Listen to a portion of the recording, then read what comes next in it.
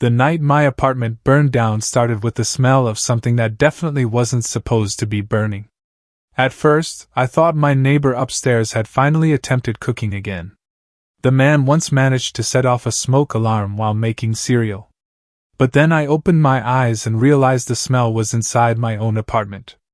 A second later, every alarm in the building started screaming. I jumped out of bed wearing an old t-shirt and a pair of pajama pants covered in cartoon aliens. Smoke was pouring through the hallway. Somewhere nearby, glass shattered. People were yelling. A dog was barking like it had just discovered the apocalypse. Well, I muttered, grabbing the half-eaten sandwich from my nightstand. This seems bad. Don't judge me. When your apartment is on fire, your brain doesn't make great decisions.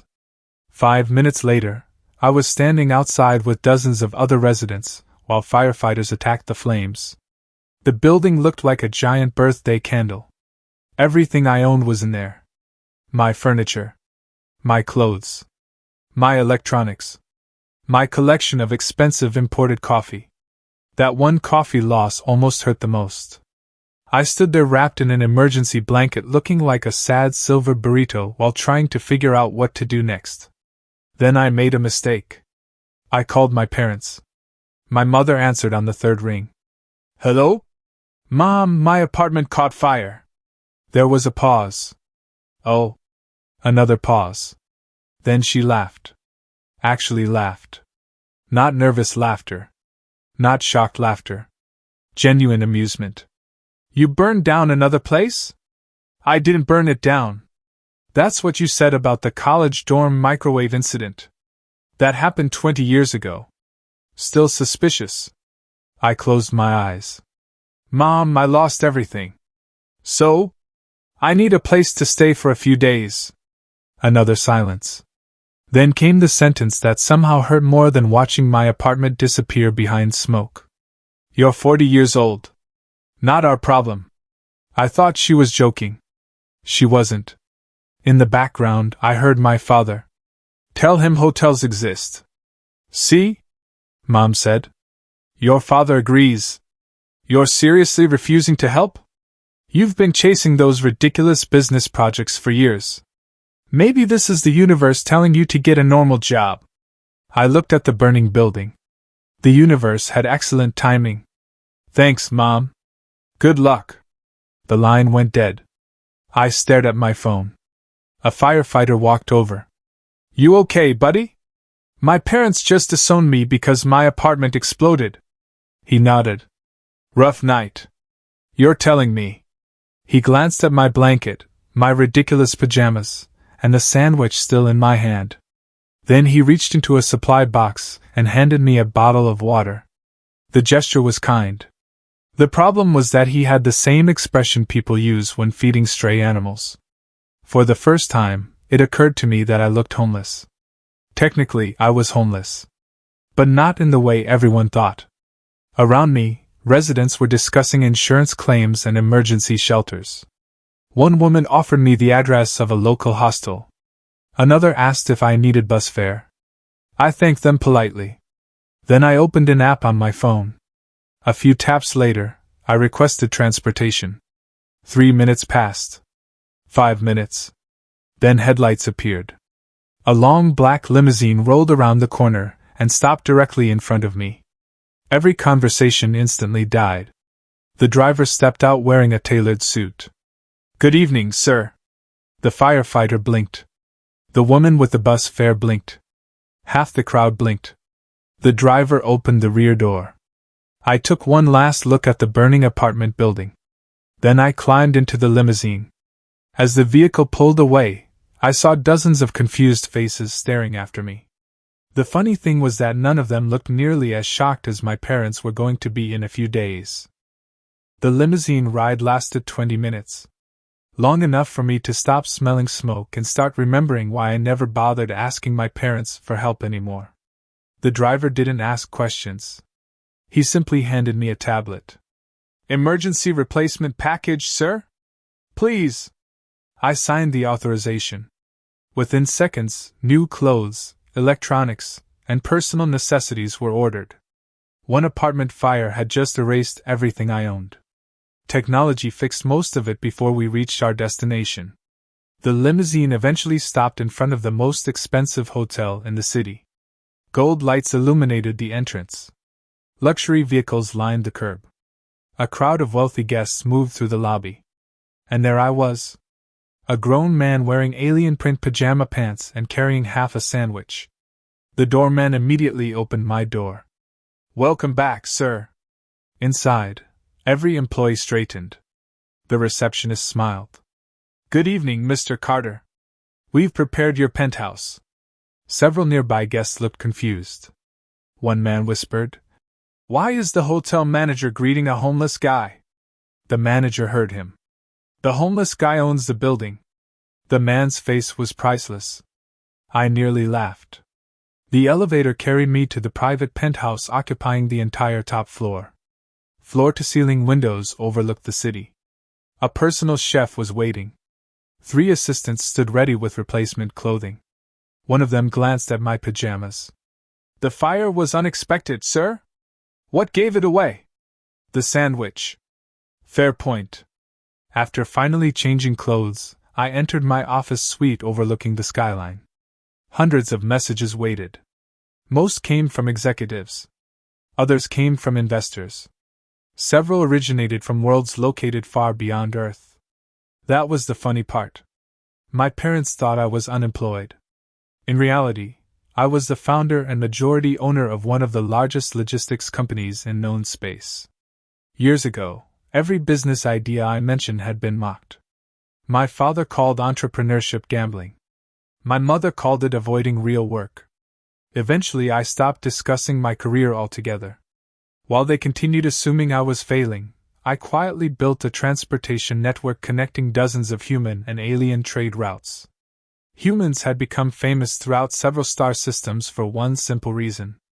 We solved problems nobody else wanted to solve. Alien corporations loved elegant theories. Humans loved results. That difference had made me absurdly wealthy. A notification appeared on my desk display. Priority visitor arriving. I smiled.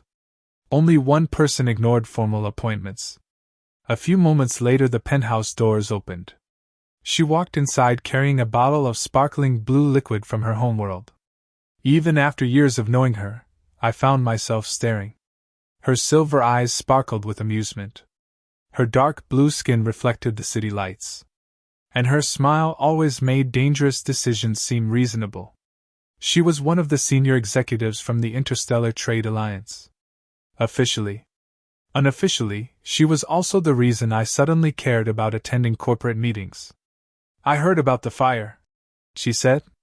"I survived. I can see that." Her eyes moved to the emergency replacement wardrobe. Then she noticed the discarded alien pajamas. Then the sandwich. She started laughing. Not politely. Not professionally. Actually laughing. "I lose everything I own and that's your reaction? You humans are incredible." "How?" "Most species experience disaster and enter emotional recovery periods." She pointed at the sandwich.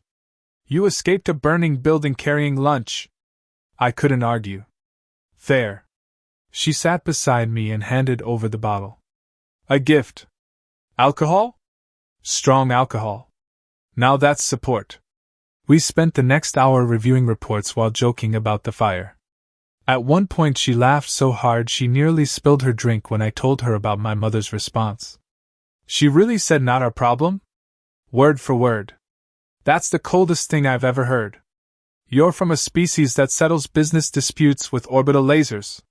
"Yes, but we send apology gifts afterward." I couldn't stop smiling. That was the problem with her. Even terrible days became entertaining. As we continued reviewing company reports, one file suddenly appeared on the main screen. Property liquidation notice. Large residential apartment complex available for immediate acquisition. I casually opened the file. Then froze. She noticed immediately. "What happened?" I slowly zoomed in on the address. My old neighborhood. More specifically, my parents' apartment complex. Apparently the owners were bankrupt and desperately trying to sell. She looked at the screen. Then at me. Then back at the screen. A mischievous smile spread across her face. Oh no. What? I know that look. What look? The human revenge look. I leaned back in my chair. For several seconds neither of us spoke. Then she started laughing again. Because she already knew exactly what I was thinking. The next morning, I sat in my office overlooking the city while reviewing the financial records of my parents' apartment complex. The situation was even worse than I expected. Years of neglect. Mountains of debt. Broken infrastructure. Angry residents. The current owners had practically abandoned the property. Across from me, she was reading the same reports while drinking her favorite blue tea. Finally, she looked up. What would a responsible human do? I smiled. A responsible human would move on. She nodded. That sounds reasonable. It does. Several seconds passed. Then I opened the acquisition paperwork. She burst out laughing. You are absolutely not moving on. Nope. Within 48 hours, one of my companies officially purchased the entire complex. The process was so easy it almost felt disappointing. I had expected obstacles. Lawyers. Negotiations. Corporate drama. Instead, the previous owners practically threw the keys at us. Apparently nobody wanted the place. Which was perfect. Meanwhile, my parents remained completely unaware.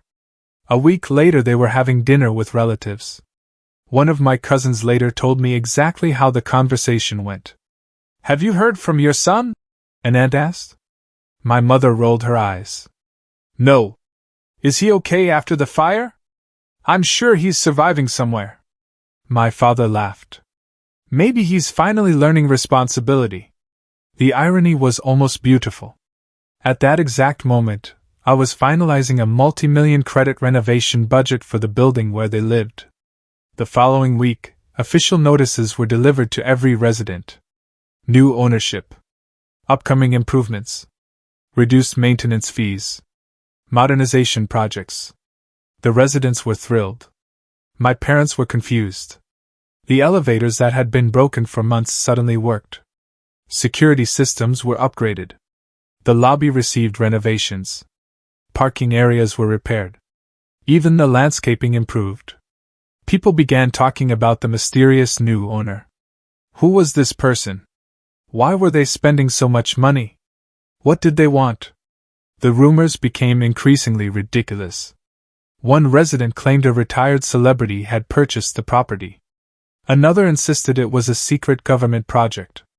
Someone else believed an alien corporation had taken over. Technically, that last one wasn't entirely wrong. Eventually management announced a community meeting. Residents packed the renovated gathering hall. Everyone wanted answers. My parents sat near the front. I arrived 10 minutes late. Not intentionally. Traffic. The moment I entered, the room became silent. Every head turned. My mother stared. My father blinked repeatedly. I don't think either of them trusted their own eyesight. Then she walked in beside me. The reaction somehow became even better. Her elegant posture. Her silver eyes. Her confident smile. She attracted attention everywhere she went. Residents immediately started whispering. My father looked ready to faint. The property manager approached the microphone. Ladies and gentlemen, please welcome the owner of the complex. The room erupted into applause. My parents joined in for approximately 3 seconds. Then everyone realized the owner was me. The applause stopped. My mother nearly fell out of her chair. I stepped onto the stage. Good evening. Complete silence. One person dropped a coffee cup. I explained the renovation plans, future improvements, resident benefits, long-term goals. Everything remained professional. Everything remained polite. Then came the dangerous part. Questions. Unfortunately, she loved questions. One resident raised a hand. How long have you owned companies like this? Before I could answer, she grabbed the microphone. Oh, He owns much larger things. I closed my eyes. This was going to be bad. She continued. His logistics network operates across multiple star systems. The room went silent. Another resident laughed nervously. She wasn't joking. He owns luxury hotels, transportation hubs, shipping fleets, and orbital facilities. People stared at me. Then at her. Then back at me. My mother's face had become completely colorless. A resident whispered, "How rich is he?" She answered immediately, "Very." I buried my face in my hands. The room exploded with excitement. Questions came from every direction. People cheered. People congratulated me. Several elderly residents asked for selfies. My father looked like someone had informed him gravity was optional. My mother finally stood. "My son has always been successful." The room became quiet again. I slowly looked at her. Everyone else did too. Because literally nobody believed that statement. Not even her. Especially not her. And for the first time in years, I realized something important. I didn't need revenge anymore. The truth itself was doing all the work. Still, I couldn't deny one thing. Watching my parents discover who I really was had been incredibly satisfying. And judging by the mischievous smile on my alien companion's face, the entertainment was only beginning. The weeks after the community meeting were some of the strangest of my life. For nearly 10 years, my parents had treated me like the family disappointment. Now they acted as if I'd always been their greatest achievement. My mother suddenly called 3 times a week.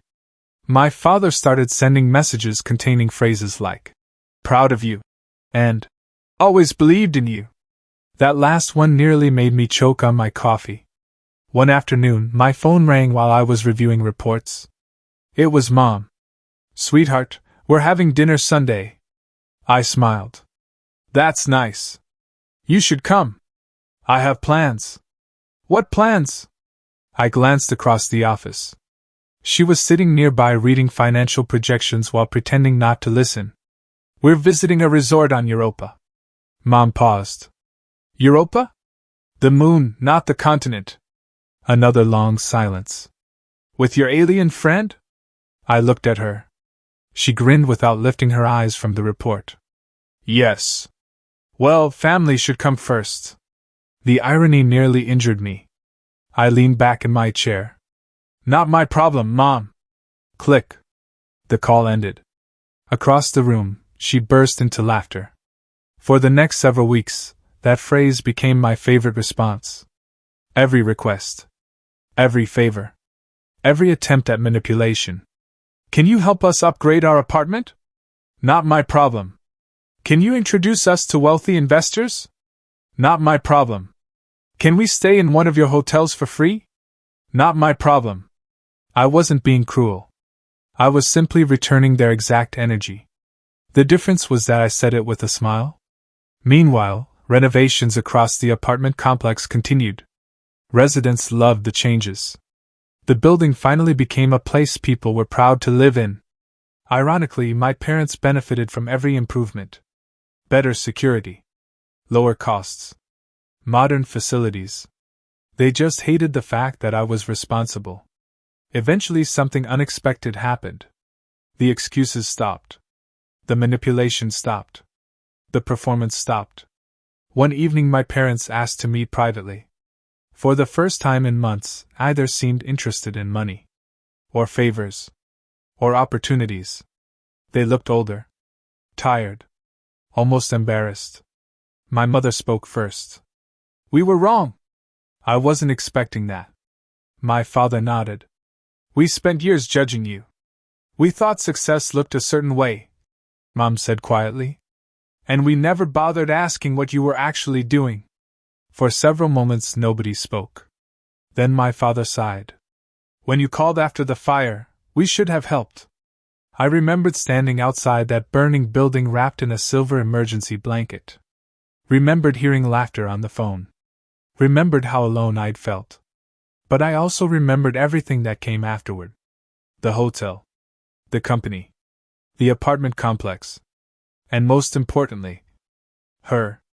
I looked at my parents. I forgive you. The relief on their faces was immediate.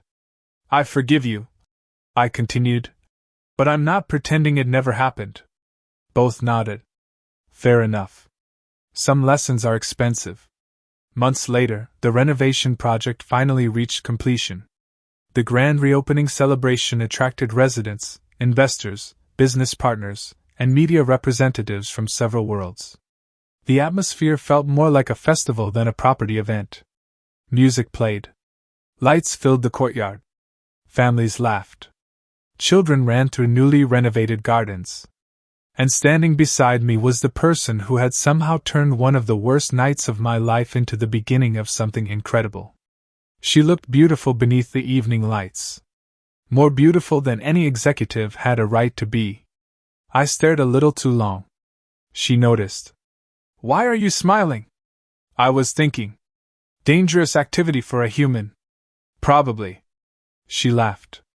That laugh had become my favorite sound in the universe. Not Earth. The universe. I reached into my pocket. Her silver eyes widened immediately. No. Yes. You're doing this here? Absolutely. The crowd began noticing. People turned. Conversation stopped. Residents gathered closer. I dropped to one knee. The courtyard exploded with cheers before I even spoke. She covered her face. Oh, stars above! I held up the ring. The crowd became completely silent. That apartment fire took almost everything I owned. She smiled softly. But it also gave me the chance to realize what mattered most. Her eyes started shining. I love you. Will you marry me? For one terrifying second she said nothing. Then she laughed. Then she cried. Then she practically tackled me. Yes. The crowd erupted. Residents cheered. Investors applauded. Several children started celebrating despite having no idea what was happening. Even my parents joined in.